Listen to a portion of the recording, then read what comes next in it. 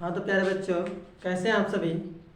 तो स्वागत करता हूँ एक बार फिर से आप सभी का आपके और हमारे इस प्यारे से YouTube channel Arjun classes Gopalpur पर। तो जैसा कि हम लोग इससे पहले वाली वीडियो में कक्षा 10 के पहला चैप्टर रासायनिक अभिक्रिया और समीकरण में, ठीक है, हम लोग रासायनिक अभिक्रिया और समीकरण के बारे में जान चुके हैं और उसके साथ साथ संतुलित रासायनिक समीकरण भी सीख चुके हैं, ठीक है। तो जो लोग इससे पहले वाली वीडियो को नहीं देखें तो डिस्क्रिप्शन बॉक्स में इस वीडियो का लिंक दिया गया है, वहां से जाकर इससे पहले वाली वीडियो को जरूर देख लें। तो और इससे पहले 3 वीडियो और बना है जो बेसिक्स कंसेप्ट है, वो बेसिक कंसेप्ट केमिस्ट्री सीखने के लिए आपको बहुत ज़रूरी है। तो आप वो 3 वीडियो जो बेसिक कंसेप्ट का उसको तो जरूर देख लीजिएगा, ओके। तो सारा का सारा वीडियो का लिंक डिस्क्रिप्शन बॉक्स में दिया गया है, वहाँ से आप देख सकते हैं, ठीक है। तो चलिए हम लोग अब इस वीडियो में आगे के टॉपिक पर डिस्कस करने वाले हैं। तो हम लोग इस वीडियो में पढ़ने वाले हैं रासायनिक अभिक्रिया के प्रकार। तो चलिए हम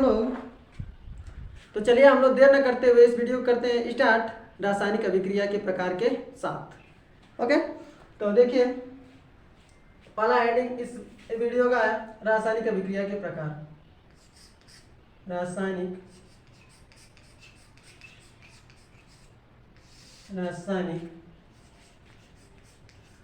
अभिक्रिया के प्रकार, ठीक है। रासायनिक अभिक्रिया के प्रकार, सभी लोग हेडिंग लगा लेंगे। और देखिए भैया, एक बात मैं हमेशा बोलता हूँ कि आप जब भी हमारे क्लास में आइए, मतलब कि जब भी वीडियो को देखिए तो एक दिन में केवल एक ही वीडियो देखिए और डेली बाय डेली देखिए। आपको मैं daily by daily video provide करने का प्रयास करूँगा। और दूसरी बात कि जब भी वीडियो देखिए आप पेन और कॉपी लेकर बैठिए, साथ के साथ मैं जो मतलब कि डेफिनेशन बोलूँगा उसको आप नोट करते रहिए, ठीक है। इतना स्लोली बोलूँगा कि आप नोट्स आराम से कर लेंगे, ओके। हम लोग बहुत ही इत्मीनान से, आसानी से, बहुत सरल भाषा में पढ़ने वाले हैं, ओके। चलिए तो देखिए हम लोग का है हेडिंग रासायनिक अभिक्रिया के प्रकार। तो देखिए रासायनिक अभिक्रिया अनेकों प्रकार की होती है, ठीक। तो उसमें पहला नंबर हेडिंग लगा लीजिए, पहला नंबर आप हेडिंग लगा लीजिए, पहला नंबर संयोजन अभिक्रिया। संयोजन या इसी को हम लोग बोलते हैं संश्लेषण अभिक्रिया। संयोजन या संश्लेषण अभिक्रिया। आइए समझते हैं ये संयोजन या संश्लेषण अभिक्रिया क्या होती है। तो देखिए आपको पहले एग्जांपल मैं लिखता हूँ, उसके बाद समझाने का प्रयास करेंगे, ठीक है। तो देखिए संयोजन अभिक्रिया क्या होता है। जैसे हमने कहा H2 धन O2 बराबर ये मिलकर बना H2O, ठीक। एक और लिखते हैं C धन O2 बराबर ये मिल गया CO2। एक और लिख लेते हैं, जैसे हमने लिखा CaO धन H2O, ये बन गया, ये आपका बन गया CaOH का होल ट्वाइस। ये 3 अभिक्रिया हमने लिख लिया और बहुत सारे हो सकती हैं। इन 3 अभिक्रियाओं की मदद से आपको ये संयोजन अभिक्रिया मैं समझाने वाला हूँ। तो पहले ध्यान से देखिए, संयोजन का अर्थ होता है जुड़ना, जुड़ना, जुड़ना। जुड़ना का मतलब जोड़ना, जुड़ना का मतलब जोड़ना, जोड़ना का मतलब हम लोग योग से करते हैं ना। योग मतलब आपस में प्लस माइनस तो जानते हैं ना, प्लस करना यानी जोड़ना। तो इसे हम लोग संयोजन या संश्लेषण कहे हैं, या इसको हम लोग कह सकते हैं योगात्मक अभिक्रिया, अभिक्रिया, ठीक है। बात समझ में आई क्या। तो हम लोग संयोजन या संश्लेषण भी कह सकते हैं या योगात्मक अभिक्रिया कह सकते हैं। तो देखिए योगात्मक अभिक्रिया क्या होती है, एकदम नाम से क्लियर है ना।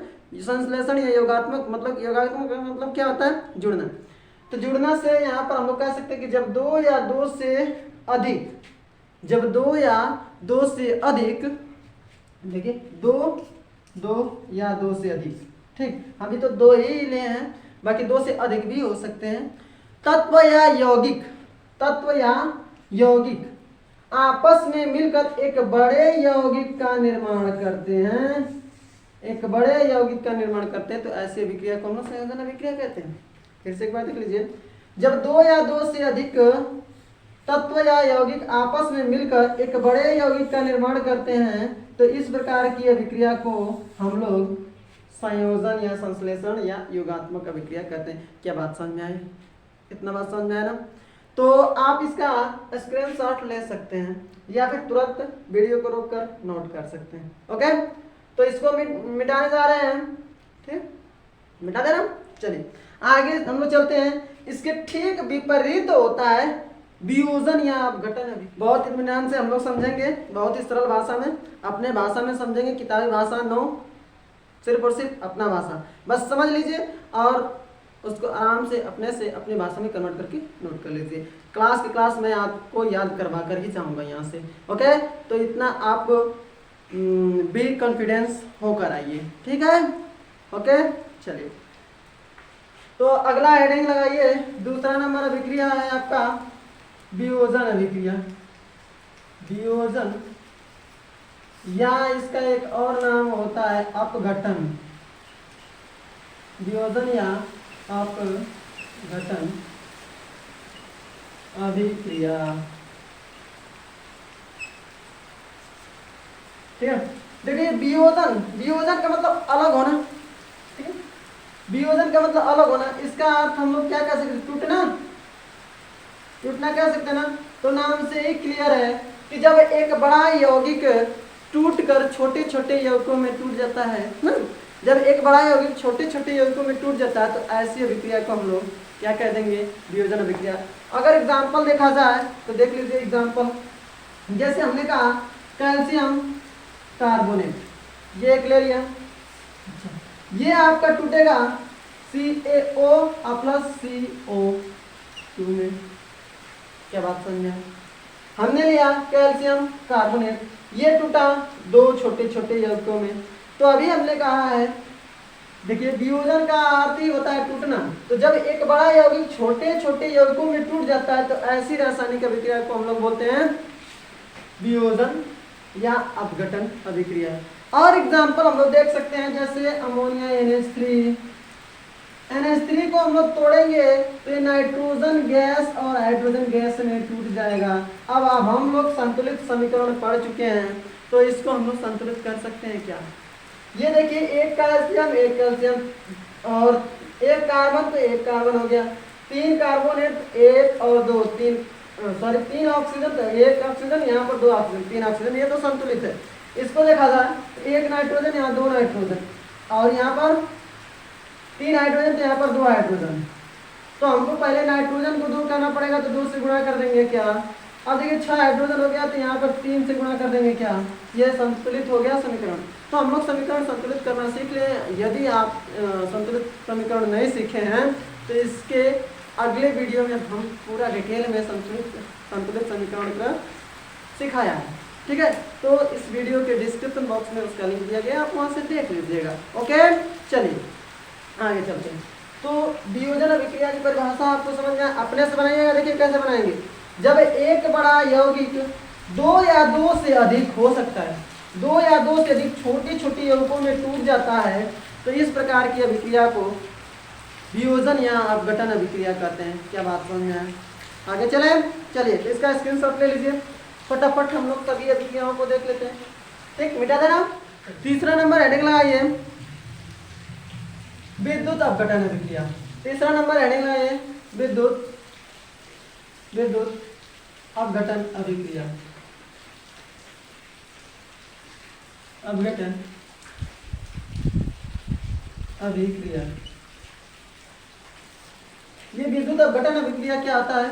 तो देखिए अभी हम लोग अपघटन अभिक्रिया पढ़े हैं क्या? अभी जस्ट अपघटन अभिक्रिया पढ़े हैं। अपघटन का अर्थ क्या होता है? टूटना। ये तो हम लोग जान गए, अपघटन का अर्थ क्या होता है? टूटना। अब देखिए टूटेगा, यहाँ विद्युत अपघटन यानी कि विद्युत के कारण जब बड़े यौगिक छोटे छोटे यौगिकों में टूट जाएंगे, तो उसे कहेंगे विद्युत अपघटन अभिक्रिया। ऐसी अभिक्रिया जिसमें विद्युत धारा प्रवाहित किया जाए तो वह छोटे छोटे यौगिकों में या अणुओं में टूट जाता है, तो ऐसी रासायनिक अभिक्रिया को विद्युत अपघटन अभिक्रिया कहते हैं। फॉर एग्जांपल जैसे NaCl ले लें, NaCl।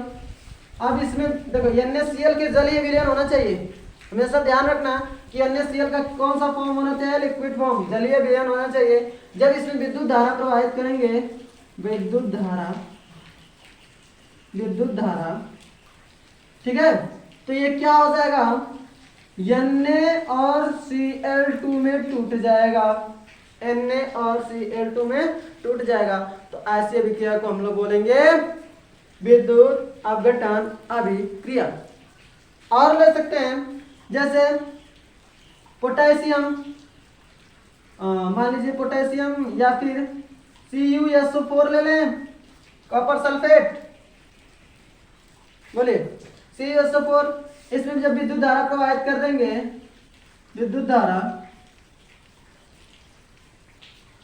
प्रवाहित कर दें तो CuO+SO2 में ये टूट जाएगा, CuO+SO2 में ये टूट जाएगा, सल्फर डाइऑक्साइड गैस बनकर निकल जाएगा, क्लोरीन गैस बनकर निकल जाएगा। क्या बात समझ में? तो हमने क्या कहा कि जब देखिए विद्युत अपघटन का मतलब क्या होता है, एक बड़ा यौगिक छोटे छोटे यौगिकों में टूट जाना, एक बड़े यौगिक का छोटे छोटे यौगिकों में टूट जाना विद्युत अपघटन कहलाएगा।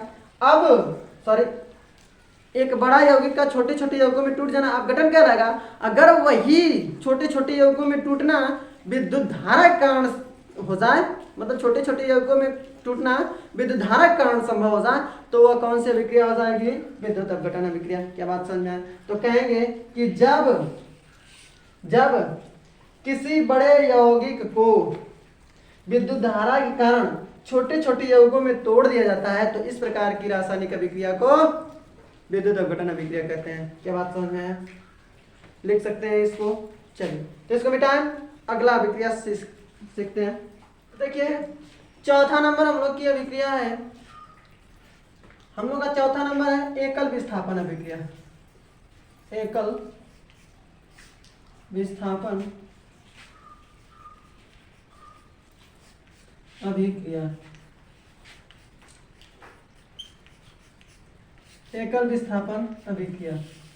देखिए एकल विस्थापन अभिक्रिया क्या होती है, आइए समझते हैं। एकल विस्थापन मतलब एगो अणु या परमाणु द्वारा या फिर ऐसे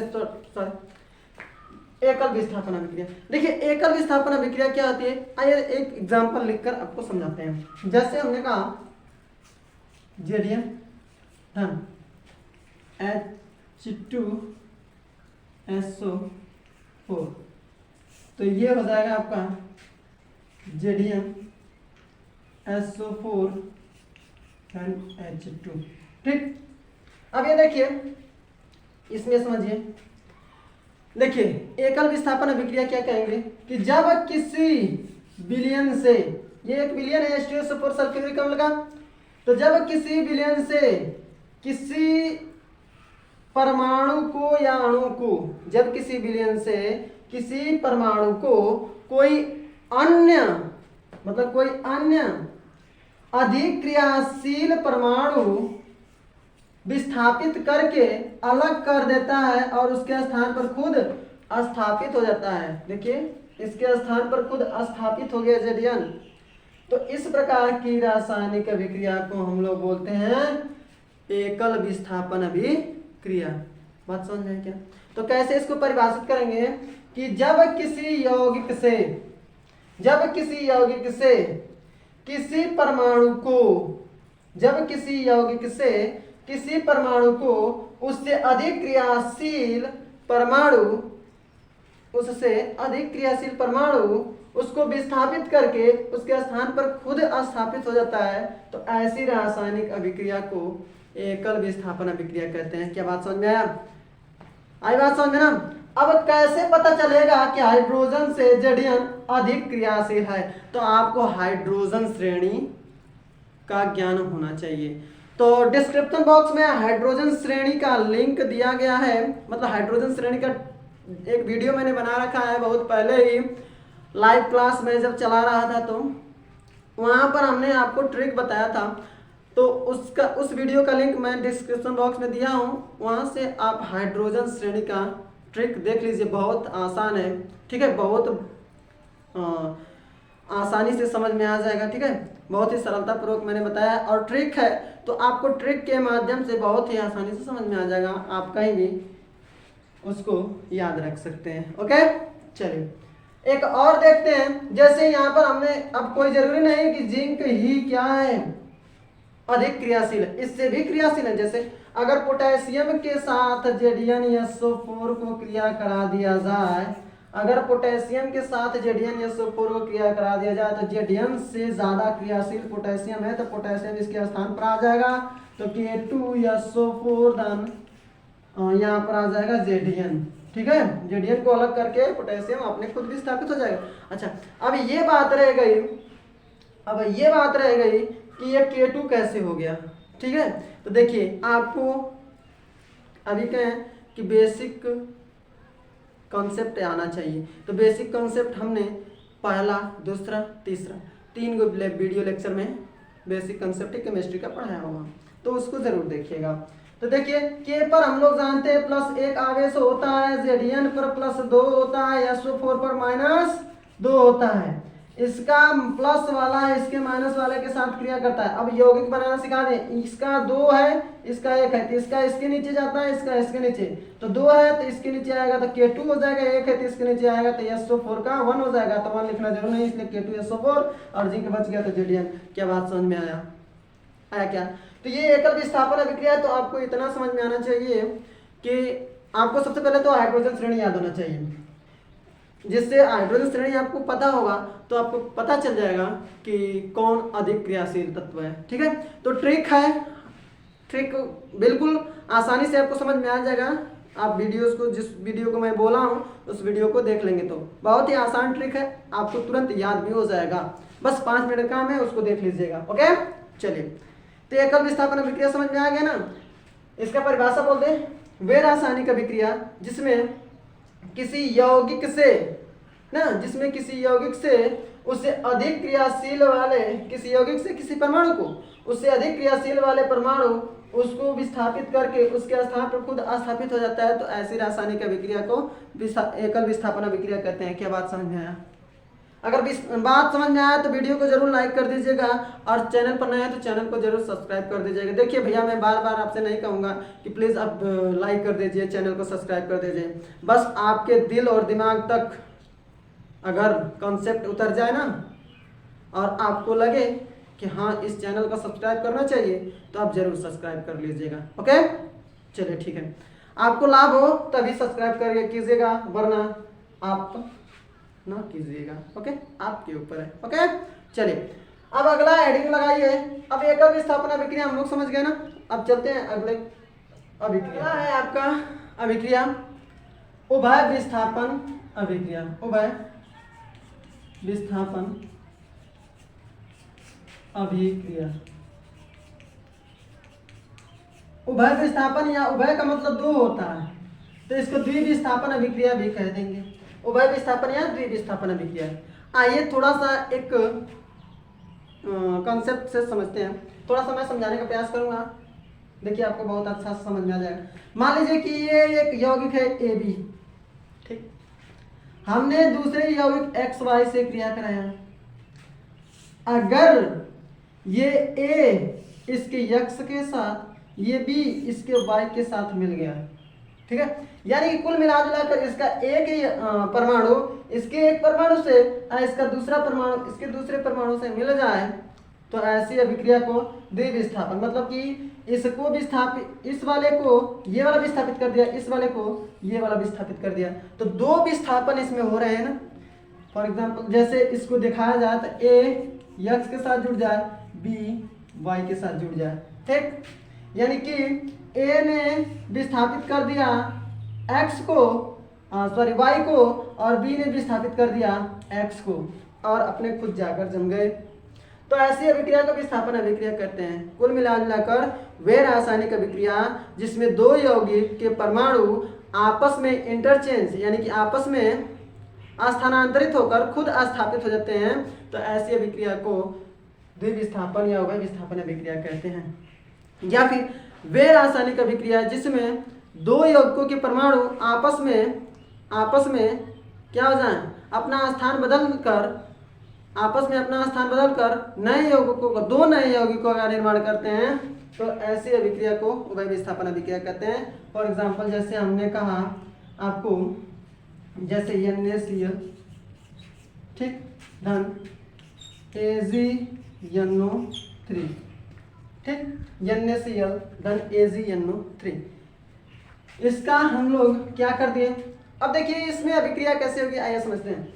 फिलहाल में देखिए हर एक रासायनिक अभिक्रिया में ये फंडा अपनाएंगे जो मैं बताने जा रहा हूँ। सबसे पहले इनको उसके आवेशों में तोड़ दीजिए कि उस पर कितना प्लस कितना माइनस होता है। तो देखिए सोडियम पर कितना प्लस होता है 1, क्लोरीन पर 1 माइनस, Ag पर 1 प्लस होता है और NO3 पर 1 माइनस होता है। तो देखिए इस वाले यौगिक का प्लस वाला इस वाले यौगिक के माइनस वाले से और इस वाले यौगिक का माइनस वाला इस वाले यौगिक के प्लस वाले से आपस में क्रिया करके जुड़ते हैं। तो देखिए इसका +1 इसका -1 आपस में क्या होंगे, इसका इसके नीचे इसका इसके नीचे, तो 1 लिखना जरूरी नहीं, तो NaNO3 बन जाएगा, NaNO3 प्लस। देखिए इसका माइनस इसके प्लस के साथ, इसका इसके नीचे इसका आवेश इसके नीचे जाएगा, तो AgCl बन जाएगा। क्या आई बात समझ में? तो ये देखिए इसका ये Na इसके Ag को विस्थापित करके खुद आ गया, देखिए Ag को विस्थापित करके Na आ गया, और इसका Cl NO3 को विस्थापित करके उसके स्थान पर खुद आ गया, Cl NO3 को विस्थापित करके उसके स्थान पर खुद आ गया। तो इसमें दो स्थान पर विस्थापन हो रहा, तो ऐसी अभिक्रिया को हम लोग बोलेंगे उभय विस्थापन अभिक्रिया। बात समझ में आया? तो कहेंगे जब दो बड़े यौगिक आपस में अपने अपने परमाणुओं को एक्सचेंज कर देते हैं, यानी कि बदलकर अपने अपने स्थान को बदलकर दो नए यौगिकों का निर्माण करते हैं, तो ऐसी रासायनिक अभिक्रिया को उभय विस्थापन अभिक्रिया कहते हैं। क्या बात समझ में आया? आई बात समझ में? पूरा दिमाग तक गया कॉन्सेप्ट? चलिए तो आगे चलते हैं अगला अभिक्रिया को। अगर आपको भी थोड़ा सा अगर डाउट है तो थोड़ी सी वीडियो को पीछे कर लीजिए और फिर से दोबारा देख लीजिए, आपको पूरी डाउट क्लियर हो जाएगा। ठीक है, चलिए स्क्रीनशॉट इसका ले लीजिए। ठीक, चलिए आगे चलें। तो अगला आपका रासायनिक अभिक्रिया है 6वां नंबर। 5 तो पढ़ लिए हम लोग, 6वां नंबर है आपका उदासीनीकरण अभिक्रिया। बहुत इंपॉर्टेंट अभिक्रिया है, इसको 3 स्टार लगा लीजिएगा। मोस्ट इंपॉर्टेंट अभिक्रिया उदासीनीकरण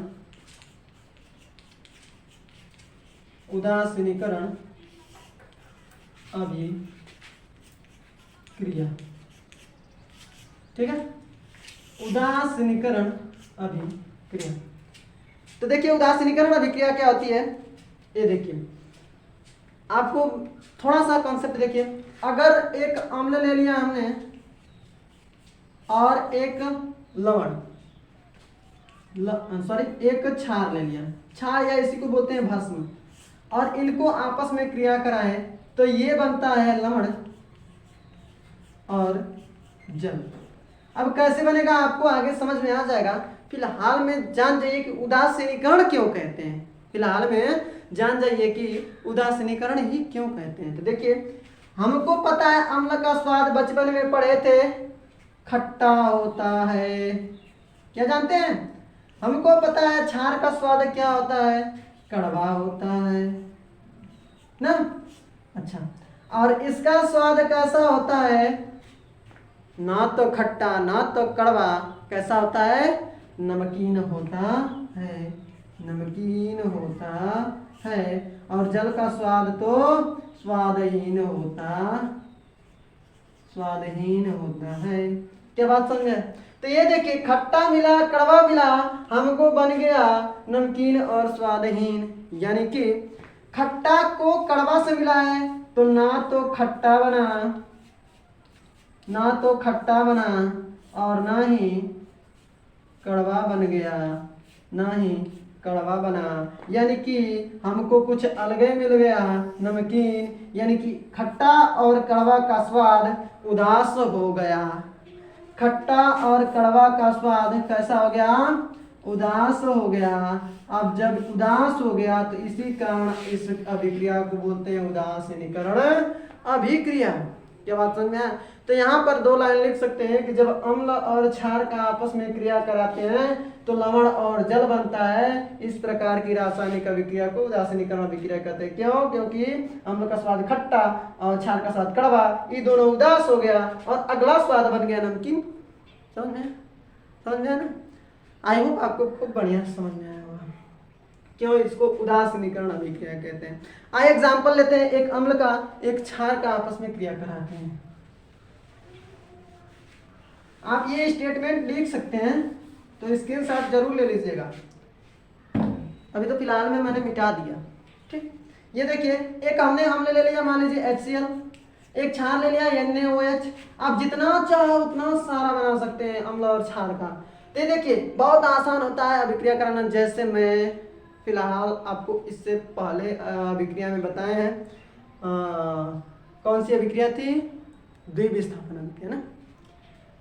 तो ये देखिए उसमें कैसे हम लोग अभिक्रिया कराए हैं। तो देखिए अभिक्रिया कराने का बस एक ही नियम, H, इसको पहले आवेशों में तोड़ लीजिए, H+Cl- हो गया। इसको Na पर कितना 1+, OH पे कितना 1-। ठीक है, जिसको ये नहीं आता बेसिक का 3 वीडियो जरूर देख लेना, इस सारा का सारा उसमें बताया गया। अब देखिए इसका प्लस वाला इसके माइनस वाले से क्रिया करता है, इसका माइनस वाला इसके प्लस वाले से क्रिया करता है। अच्छा, ये माइनस वाला प्लस वाले से क्रिया करेगा तो क्या बनाएगा? NaCl बनाएगा कि नहीं?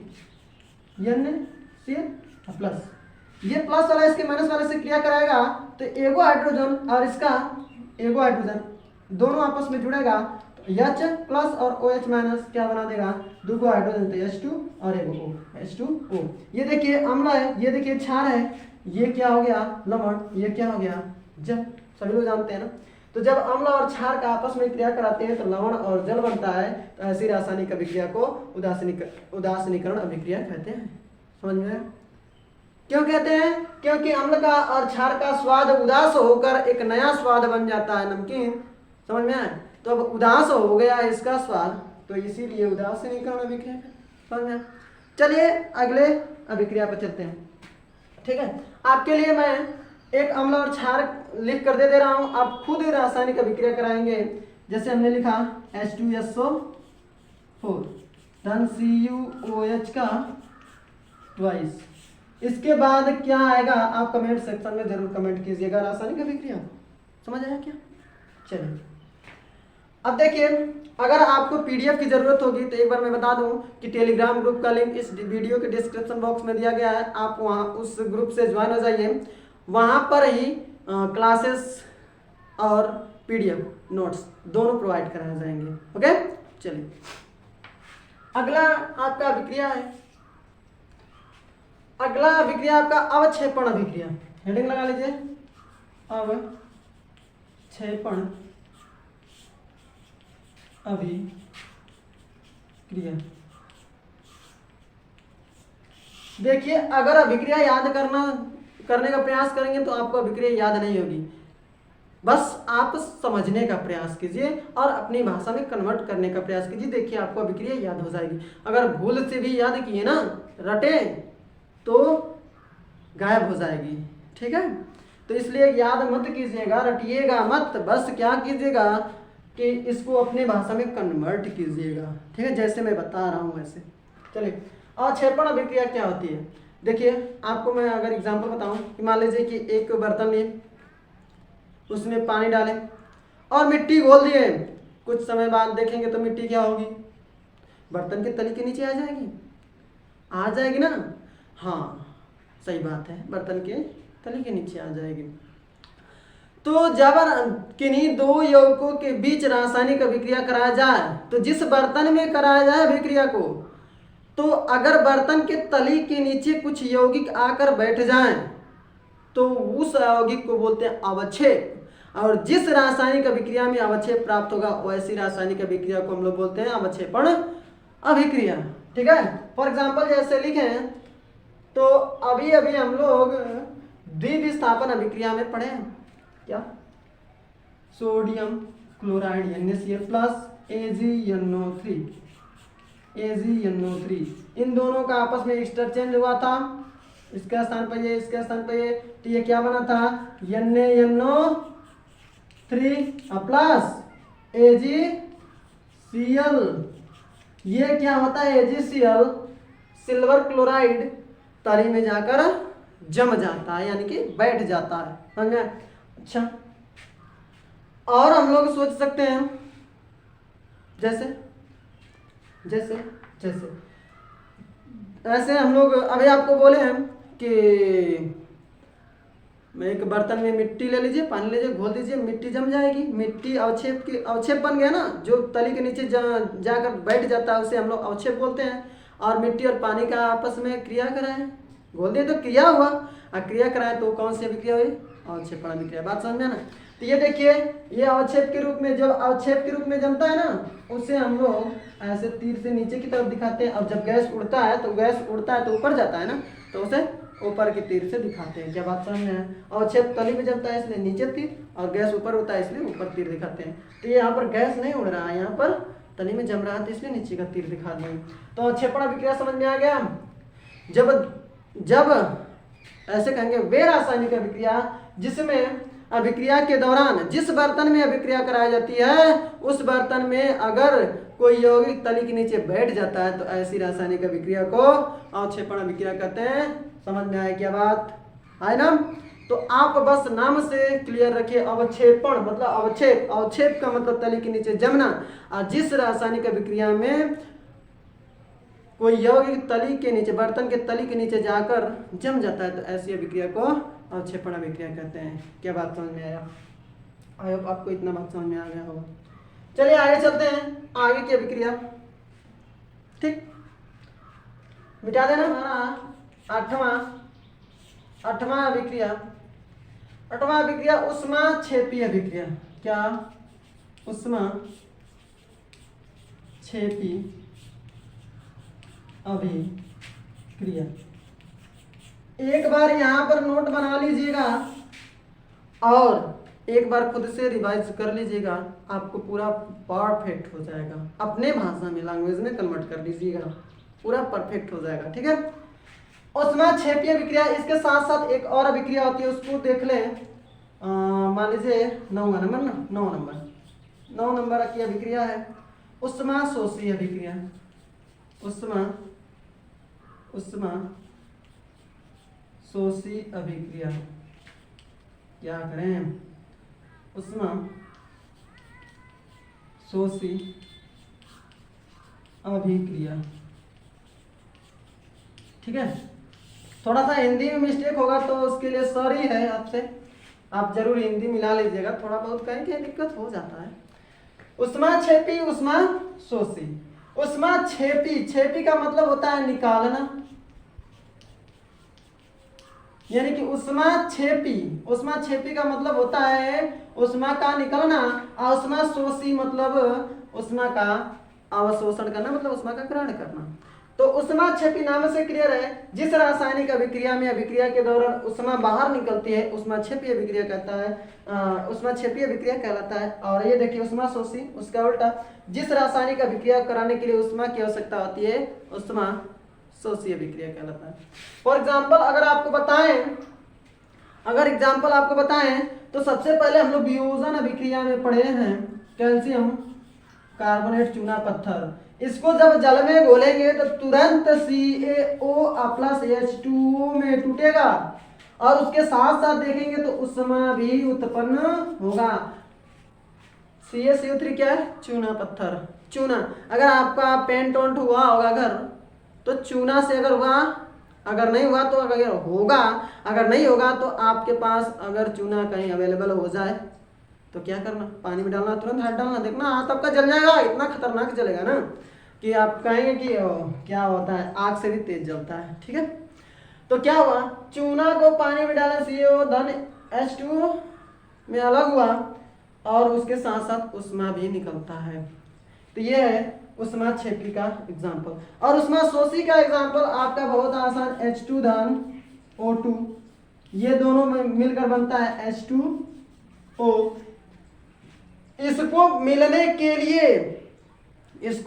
के लिए लगभग लगभग 400 से 450 डिग्री सेल्सियस ताप की आवश्यकता होती है लोहा की उपस्थिति में क्रिया करके, तब जाकर ये जल बनता है। ठीक है,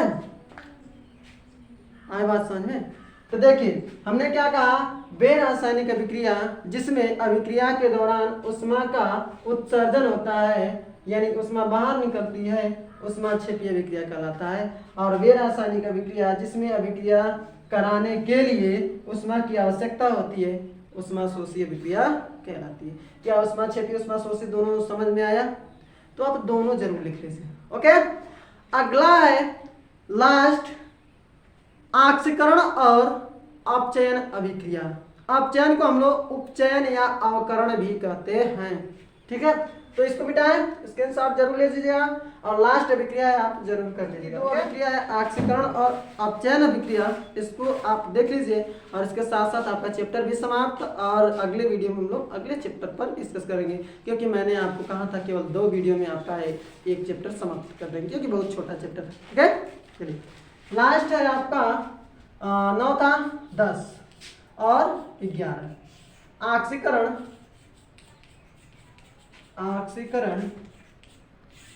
और ऑक्सीकरण अभिक्रिया।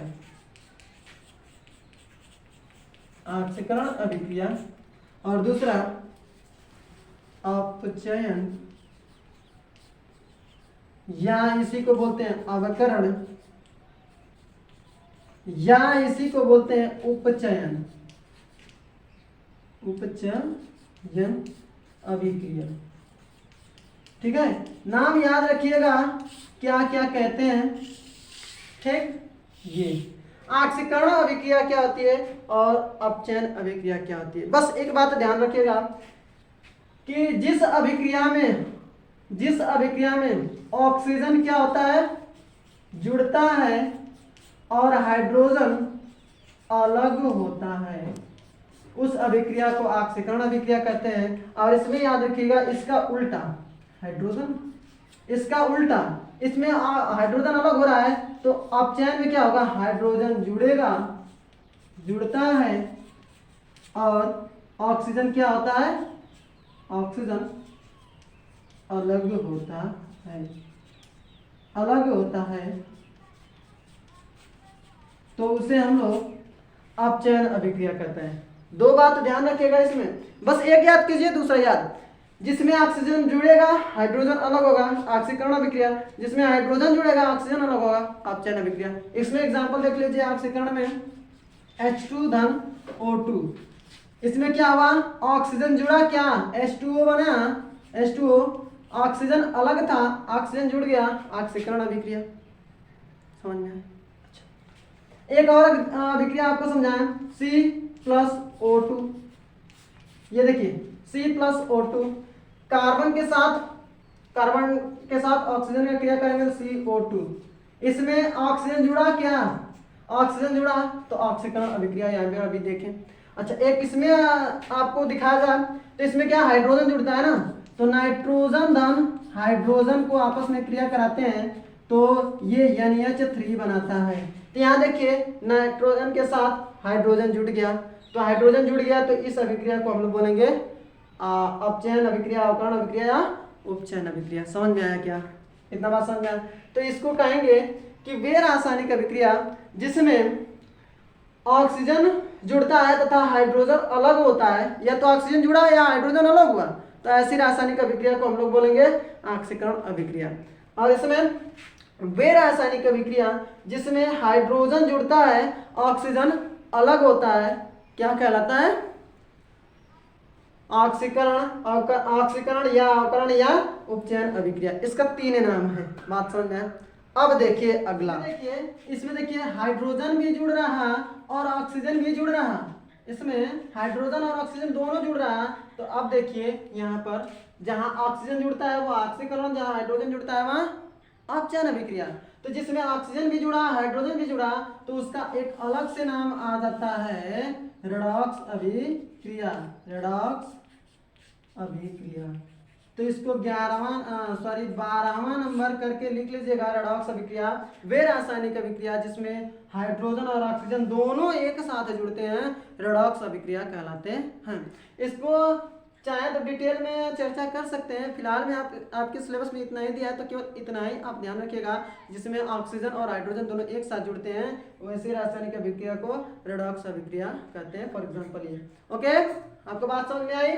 तो यहाँ आपको चैप्टर हुआ दी एंड, आपका चैप्टर पहला चैप्टर समाप्त, रासायनिक अभिक्रिया और समीकरण का।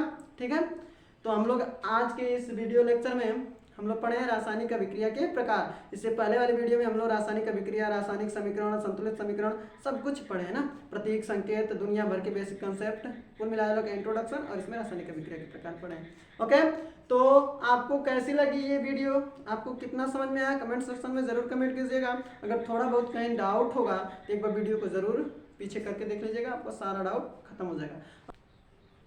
और दूसरी बात, यदि आपको पीडीएफ की जरूरत होगी तो डिस्क्रिप्शन बॉक्स में टेलीग्राम ग्रुप का लिंक दिया गया है, वहाँ से आप ज्वाइन होकर टेलीग्राम ग्रुप से आप पीडीएफ डाउनलोड कर सकते हैं, क्योंकि मैं वहीं पर अपने टेलीग्राम ग्रुप पर ही पीडीएफ अपलोड करता हूँ। ओके, चलिए, तो कैसी लगी ये वीडियो कमेंट सेक्शन में जरूर कमेंट कीजिए। और दूसरी बात, अगर चैनल पर नए हैं तो चैनल को जरूर सब्सक्राइब कर दीजिए, बेल आइकन को दबा दीजिएगा और एक वीडियो को लाइक जरूर कर दीजिएगा। और आप सबसे पहले तो लाइक करें या ना करें, चैनल को सब्सक्राइब करें या ना करें, बाकी अपने कम से कम 2 या 3 दोस्तों में शेयर जरूर कर दीजिएगा। ओके, तो चलिए हम लोग अब अगले वीडियो में मिलेंगे अगला चैप्टर के साथ। तब तक के लिए टाटा bye bye, love you all, जय हिंद।